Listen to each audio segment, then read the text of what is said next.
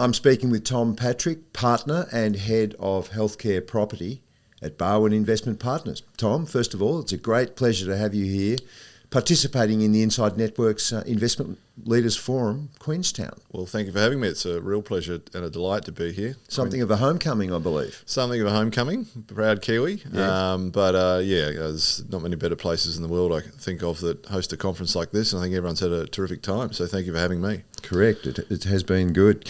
Tom, Barwon has carved out quite a niche in the Australian real estate sector.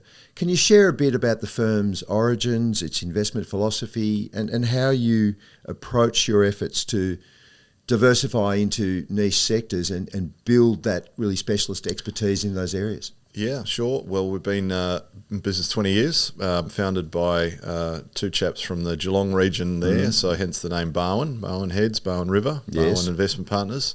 And as you say, we have been focused in on niche sectors. So really for us, that's a research-led exercise. We look to find areas of the commercial property market that are perhaps mispriced, misunderstood, where we can offer our clients a differentiation in the products that they can access, with the hope being, or the thesis being, that perhaps those alternative segments are going to offer something else, whether that's alpha in the returns, additional diversity in their portfolios, or perhaps less of a correlation to the economic cycle. So for us, that means asset sectors like healthcare real estate. We're largely, I think we're the third largest owner of healthcare real estate assets in the country now. Real estate credit is another segment of that sector that we also like and have been, as you say, investing in for over 10 years now. And those areas, they're gaining traction across a broad range of investor profiles. Yes. So do you think the niche strategy is something that really any investor should be able to avail themselves of? If you can build it, they will come. Yeah, I do think that. And fundamentally, I think because people want to add diversity to their existing portfolios, and these alternative segments are a great way to do that. They have different characteristics. If you think about healthcare vis-a-vis, say, an office building, we're going to have longer leases. We're going to have a more defensive profile given the thematics that underpin the health economy in Australia. And if we're getting into periods of difficulty in the economy, the healthcare segment should be relatively much more resilient. So we do think it's a good place for people to get access to diversify their portfolios. There are products like what we offer out there for both institutional investors and also the wealth market of Australia as well. And you're branching out you have branched out into the specialist disability accommodation sector, a niche within a niche, but a compelling case. Investors fund the specialist accommodation that NDIS patients or participants require, and it just seems like a really great marriage of the investment market bringing a solution to a problem. Yep. The government funds it, but it's taken off the government's hands and really brings the experts into that sector, and the NDIS participants end up with higher quality accommodation, more purpose built than they had. It's correct. It's the S in ESG. It is the S in ESG, yeah. And I think for those participants and those people living in our communities with disabilities and so forth, they deserve that. They should have that, and we're really proud of our efforts in that segment. But from an investment standpoint, very compelling case. Fundamentally, what we're owning there is residential accommodation with a rental stream that is a very attractive yield, north of 7.5% to 8%. That's paid for by the federal government through the NDIS scheme, and importantly, it's only a very small part of that NDIS budget, so very affordable. It's undersupplied. It's a nascent and emerging sector, but we do need to build more of those. But as an investor, we like a lot of the thematics there, and we think it's got good strong backbone and tailwinds for us, because at the end of the day, I suppose the downside risk protection you get is that fundamentally you own residential property, albeit specialised. They can be converted back if there were to be difficulties, but at the end of the day, great income yield along the way, a bit of capital growth on top of that, hopefully, and a decent quality tenant in the federal government. Yeah. Now, you are head of healthcare property. I just wanted to ask you to just give a summary of the firm's involvement also in the listed private equity market, because it's another niche. Yes. And it's a core part of what Barwon does. Yeah, absolutely. And it was where Barwon started out. So we've been managing capital on behalf of our investors in the listed private equity space and also broader private equity opportunities as well for now on 20 years. And what we offer there, which is different again and interesting for clients, is in essence access to the private equity markets, but with liquidity. So typically most private equity opportunities are, investors face a 5 or 7 year lockup with buyout funds and things like that. Through the Barwon vehicles, we're able to provide daily liquidity to those clients, which is quite appealing.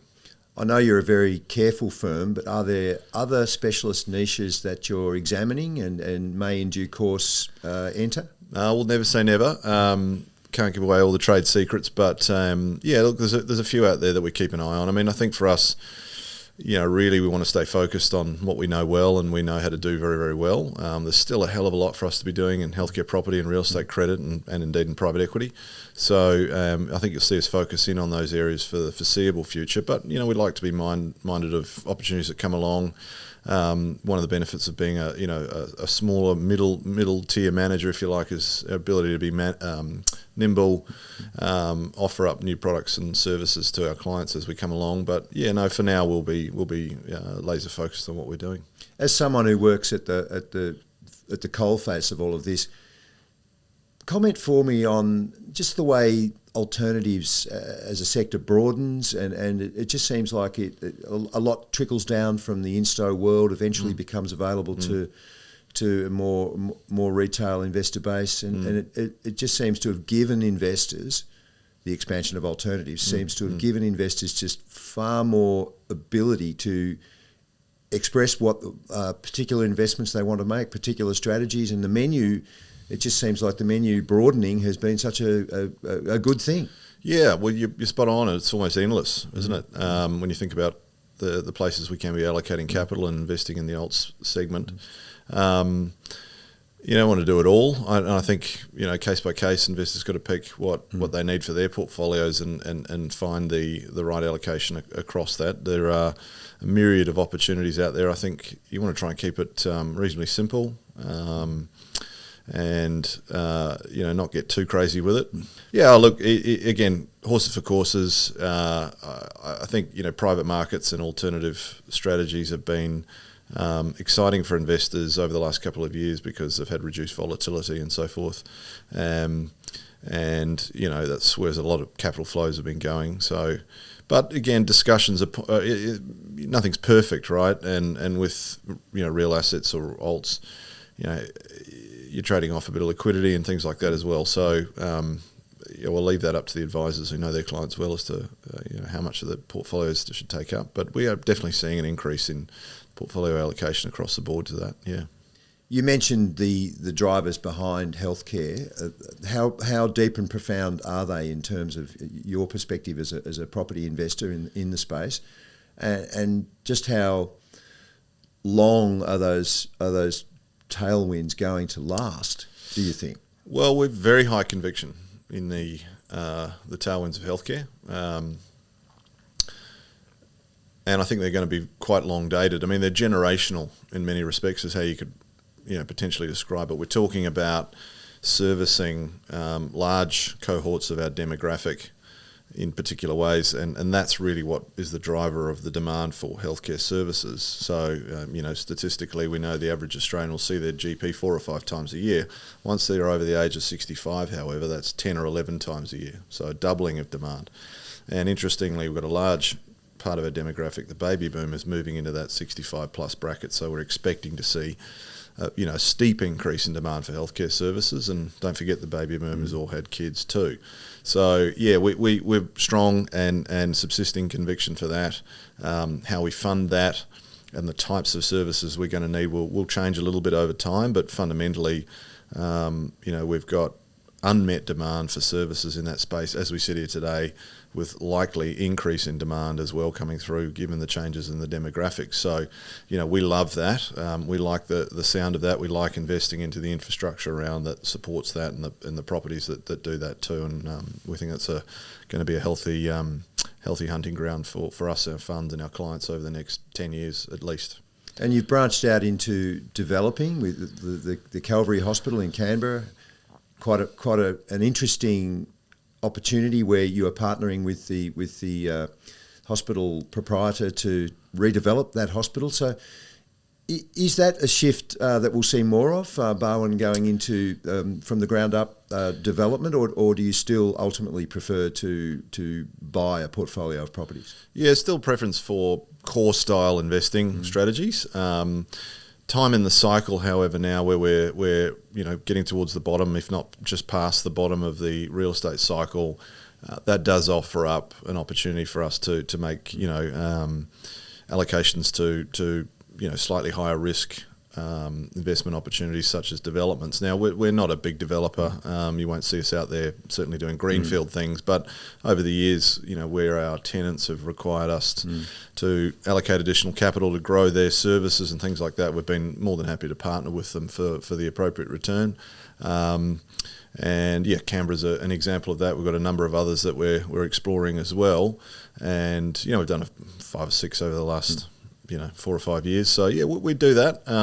But the bread and butter business for us is really the acquisition and management of income producing stabilised assets. We want to keep our products kind of consistent with the theme of healthcare, which is defensive, yield orientated, arguably a little bit boring, modest leverage, things like that. So we try and match that. So we'll do some development from time to time, but not the main game.